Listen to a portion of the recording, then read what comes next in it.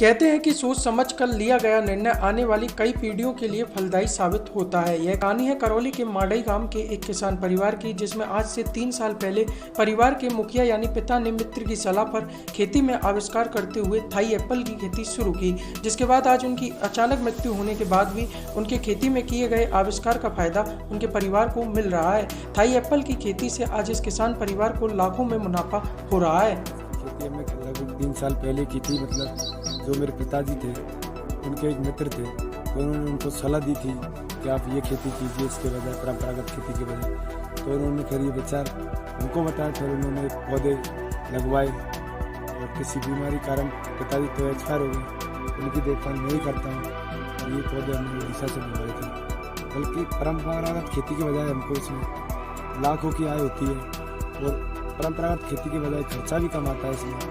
तो पानी की बचत, मतलब इसकी देखभाल करने के लिए मतलब मम्मी और दादी करती है।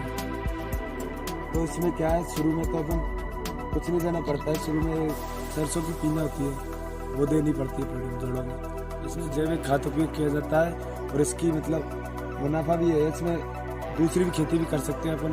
परंपरागत खेती में हम दूसरी खेती नहीं कर सकते। इसमें जैसे मूंगफली, आलू वगैरह कर सकते हैं। और इसमें मेहनत की कमाई फरवरी मार्च में की जाती है और इसमें फिर पतान आती है तो अक्टूबर नवंबर में फल आना चालू हो जाता है। और इसमें मुनाफा भी हमको अधिक मिल सकता है। लेकिन यहाँ क्या है, करौली में कोई व्यापारी नहीं मिलता है हमको, तो यहाँ करौली के लोकल व्यापारियों को बेचनी पड़ती है। अगर अच्छे व्यापारी मिल जाए तो हमको आय भी अच्छी हो जाए। इस फल की डिमांड यहाँ रहती है, बाहर जाता है आपका फल? ये बाहर भी जाता है, व्यापारी बाहर भी सप्लाई करते हैं इसको।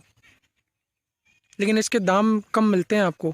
क्या करौली में व्यापारी नहीं मिल पाते हमको, तो हमको तो बेचना होता है, तो हम उनको ही कम दाम में बेच देते हैं। उसके बाद भी आपकी इसमें कैसी इनकम हो रही है? अच्छी इनकम हो रही है, लाखों की इनकम हो रही है हमको परंपरागत खेती के बजाय।